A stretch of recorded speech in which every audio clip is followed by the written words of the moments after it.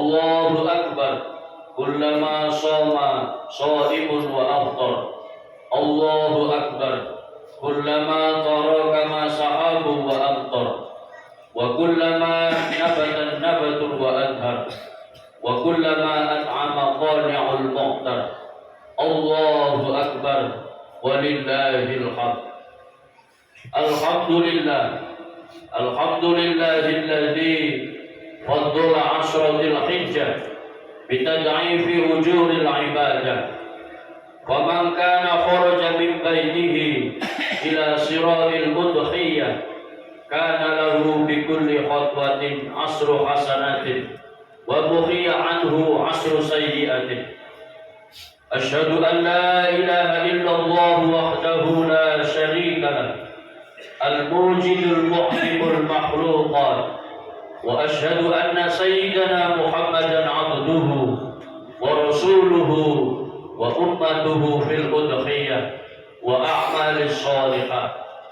Allahumma shalli wa sallim ala sayyidina Muhammadin sayyidis sadat wa ala alihi wa sahbihi mahtalafatil ayyami was sa'at.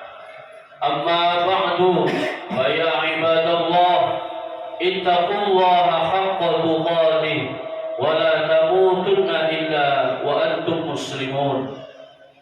Hadirin kaum muslimin muslimat, jamaah salat Idul Adha yang dimuliakan Allah. Tema khutbah Idul Adha pada pagi hari ini adalah Idul Adha dan pengorbanan orang tua dalam mencetak generasi yang soleh. Alhamdulillah, bersyukur kepada Allah atas segala nikmat yang Allah karuniakan kepada kita, terutama nikmat sehat, sehingga di pagi ini kita dapat merayakan Idul Adha dan bisa melaksanakan sholat Idul Adha berjamaah. Perasaan dan keadaan seperti ini patut kita syukuri, seraya memperbanyak mengumandangkan takbir, tahmid dan tahlil sebagai ungkapan rasa syukur kita kepada Allah Subhanahu wa taala. Sesuai dengan namanya, yaitu hari raya kurban, maka pada tanggal 10 Dzulhijjah sampai dengan 3 hari berikutnya yang disebut sebagai hari tasyrik, marilah kita bertakwa dan mendekatkan diri kepada Allah dengan jalan menyembelih hewan kurban dan membagi-bagikannya sebagai amal sosial kepada yang membutuhkan. Allahu Akbar, Allahu Akbar, Allahu Akbar, walillahil hamd. Hadirin jamaah Idul Adha rahimakumullah. Idul Adha yang setiap tahun kita rayakan memberikan hikmah dan pelajaran dari peristiwa kurang lebih 5.000 tahun yang lalu yang diperankan oleh 3 orang yang mulia dan dimuliakan oleh Allah. Mereka itu adalah Nabi Ibrahim yang berperan sebagai bapak atau kepala keluarga. Kemudian Siti Hajar berperan sebagai ibu dan Ismail berperan sebagai anak. Kisah perjuangan, kesabaran dan doa Ibrahim dan istrinya Hajar dalam menantikan kehadiran seorang putra sungguh sangat luar biasa. Sebagaimana dijelaskan dalam Al-Quran, Rabbi habli minas sholihin, ya Tuhanku, anugerahkanlah kepadaku seorang anak yang termasuk orang-orang yang soleh. Wabasarnahu bi ghulamin halim, maka kami beri kabar gembira kepadanya dengan kelahiran seorang anak yang sangat sabar, yaitu Ismail. Al-Quran surat As-Saffat ayat 100 dan ayat 101. Allah Subhanahu wa taala juga menceritakan dalam Al-Quran bagaimana keikhlasan, bagaimana ketulusan seorang anak yang bernama Ismail ketika berkorban. Falamma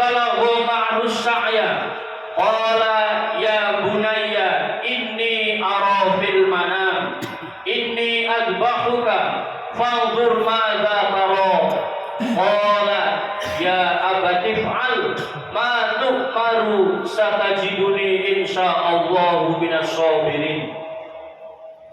Maka tatkala anak itu sampai pada umur sanggup berusaha bersama Ibrahim, Ibrahim berkata, wahai anakku, sesungguhnya aku melihat dalam mimpi bahwa aku diperintahkan oleh Allah untuk mengorbankanmu, untuk menyembelihmu. Maka pikirkanlah apa pendapatmu, wahai anakku. Ismail menjawab, hai bapakku, kerjakanlah apa yang diperintahkan kepadaku. Insya Allah kamu akan mendapatiku termasuk orang-orang yang sabar. Al-Quran surat As-Saffat ayat 102. Allahu Akbar, Allahu Akbar, Allahu Akbar, walillahil hamd. Hadirin kaum muslimin muslimat, jamaah sholat Idul Adha rahimakumullah. Ada dua pelajaran yang bisa kita ambil hikmahnya dari kisah sejarah pengorbanan Ismail tersebut. Yang pertama, kerelaan dan kesiapan berjuang dan berkorban atas nama takwa, atas nama agama, dan karena Allah Subhanahu wa Ta'ala. Sungguh jelas dan nampak kerelaan dan keikhlasan Ibrahim untuk mengorbankan putra kesayangannya Ismail, putra yang selama ini dinanti-nantikan, putra keturunan yang selama ini didam-damkannya. Itu semua dilakukan oleh Ibrahim alaihissalam karena atas dasar keimanan dan ketakwaannya kepada Allah. Begitu juga dengan Ismail, ketika ayahnya Ibrahim menyampaikan pesan dari Allah yang isi pesannya adalah disuruh agar Ismail ikhlas dikorbankan. Ismail ikhlas disembelih. Lantas kemudian Ismail mengatakan, wahai bapakku, kerjakanlah apa yang diperintahkan oleh Allah kepadaku. Insya Allah kamu akan mendapatiku termasuk orang-orang yang sabar. Allahu Akbar, Allahu Akbar, Allahu Akbar, walillahil hamd. Orang tua dan anak yang luar biasa, Ibrahim dan Ismail, bisa menjadi teladan bagi kita. Keduanya tingkat keimanan dan ketakwaannya kepada Allah, itulah Ibrahim dan Ismail. Lalu kemudian muncul pertanyaan, kenapa Allah tidak memerintahkannya kepada kita? Kenapa kita tidak disuruh oleh Allah untuk mengorbankan, untuk menyembelih putra-putri kita? Inilah yang sepatutnya kita syukuri. Kita bersyukur kepada Allah karena tidak diperintahkan seperti Ibrahim kepada Ismail. Karena Allah mengetahui hati kita, Allah mengetahui kadar keimanan kita, Allah mengetahui kekuatan ketakwaan kita. Allah mengetahui kalau kita tidak akan sanggup melakukan seperti Ibrahim kepada Ismail. Karena kita begitu sangat mencintai dan menyayangi putra-putri kita melebihi segala-galanya. Allah tidak memerintahkan kepada kita seperti Allah memerintahkan kepada Ibrahim dan Ismail. Allahu Akbar, Allahu Akbar, Allahu Akbar, walillahil hamd. Sebagai gantinya, Allah menyuruh kita untuk berkorban dengan hewan ternak saja. Kita disuruh berkorban oleh Allah. Inna a'toinakal kautsar fasholli lirabbika wanhar. Kita disuruh berkorban dengan diganti dengan ternak saja kita tidak sanggup. Padahal hari ini kita merasa mampu. Padahal hari ini kita merasa yang paling kaya. Rasanya berat sekali untuk mengorbankan kekayaan kita, sebagian kekayaan kita digantikan dengan binatang ternak. Apalagi mengorbankan putra-putri kita yang menjadi kebanggaan kita pada hari ini. Padahal Rasulullah SAW juga berkorban. Maka kita juga disunahkan untuk berkorban sebagaimana ibrah dan pelajaran dari peristiwa Ibrahim dan Ismail tersebut. Rasulullah sallallahu alaihi wasallam bersabda, an Aisyah anna Rasulullah sallallahu alaihi wasallam qala ma amila adamiyyun min amali yaumin nahri ahabba ila Allah min ihraqid dam innaha la ta'ti yaumal qiyamah bi quruniha wa as'ariha wa adrafiha wa anna ad-dama liyaqa'u min Allah bi makanin qabla an yaqa'a min al-ard fatibu biha nafsa. Dari Aisyah menuturkan bahwa Rasulullah SAW bersabda, tidak ada suatu amalan yang dikerjakan anak Adam pada hari raya Idul Adha yang lebih dicintai oleh Allah dari menyembelih hewan kurban, karena hewan itu akan datang pada hari kiamat dengan tanduk-tanduknya, bulu-bulunya, dan kuku-kuku kakinya. Darah hewan itu akan sampai di sisi Allah sebelum menetes ke tanah. Karenanya lapangkanlah jiwamu untuk melakukannya. Kaum muslimin jamaah sholat Idul Adha rahimakumullah. Itu pelajaran yang pertama. Pelajaran yang kedua dari kisah Ibrahim dan Ismail adalah tentang anak yang soleh menjadi kebanggaan orang tua, bukan anak yang durhaka kepada orang tuanya. Ternyata Ismail ini adalah gambaran bagaimana seharusnya menjadi anak yang soleh itu. Dalam diri Ismail itu terpancar sosok anak yang soleh, anak yang mau berbakti kepada orang tuanya, juga berbakti kepada Allah Subhanahu wa Ta'ala. Dan inilah memang yang sangat diharapkan oleh Ibrahim sebagai orang tua. Nabi Ibrahim ketika mengharapkan keturunan, Nabi Ibrahim tidak meminta agar anaknya menjadi pintar. Nabi Ibrahim tidak minta agar Ismail menjadi orang kaya. Nabi Ibrahim tidak meminta agar Nabi Ismail memiliki kedudukan dan jabatan yang tinggi. Tidak. Tetapi Ibrahim menginginkan sosok anak yang soleh. Ibrahim ingin Ismail menjadi anak yang soleh, yang berbakti kepada kedua orang tuanya dan berbakti, beribadah, taat kepada Allah Subhanahu wa Ta'ala. Sebagaimana firman Allah di atas tadi, Rabbi habli minas sholihin. Ayat ini dibaca terus oleh Nabi Ibrahim. Berdoa melalui ayat ini ketika ingin mendapatkan keturunan, Rabbi habli minas sholihin, Rabbi habli minas sholihin. Yang diinginkan oleh Ibrahim itu adalah anak yang soleh, bukan Ismail menjadi orang kaya, bukan Ismail menjadi orang yang pintar. Seperti itulah seharusnya pengorbanan kita sebagai orang tua, dengan berusaha sekuat tenaga mendidik putra putri kita agar menjadi soleh seperti solehnya Ismail. Memiliki putra putri yang soleh adalah dambaan. Siapa sih hari ini yang tidak ingin anak-anak kita soleh? Pasti kita semuanya menginginkannya.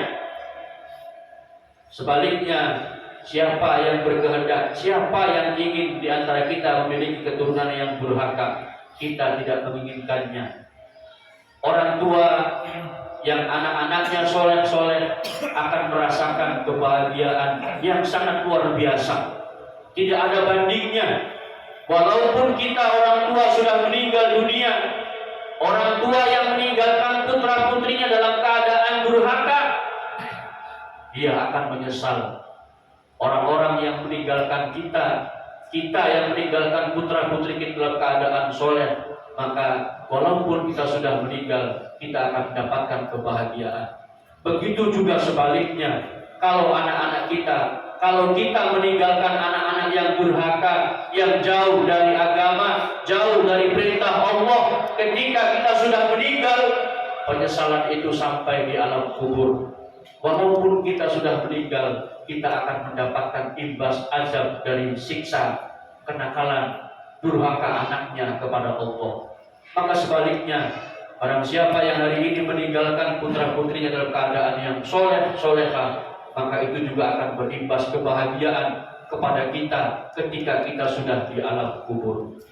Hadirin kaum muslimin muslimat rahimakumullah. Maka dari itu, marilah kita berjuang terus, berkorban dengan sekuat tenaga untuk anak-anak kita, putra-putri kita, generasi penerus kita, agar tidak menjadi menjadi generasi yang durhaka, agar anak-anak kita menjadi anak-anak yang soleh sebagaimana solehnya Ibrahim Ismail. Oleh karena itu, bekali putra-putri kita dengan pendidikan agama, bekali dengan pendidikan akhlak, dan bekali dengan pendidikan-pendidikan yang lainnya. Mudah-mudahan itu menjadi bekal bagi anak-anak kita agar menjadi soleh dan solehah, yang kemudian juga imbasnya kebahagiaannya akan kembali kepada kita.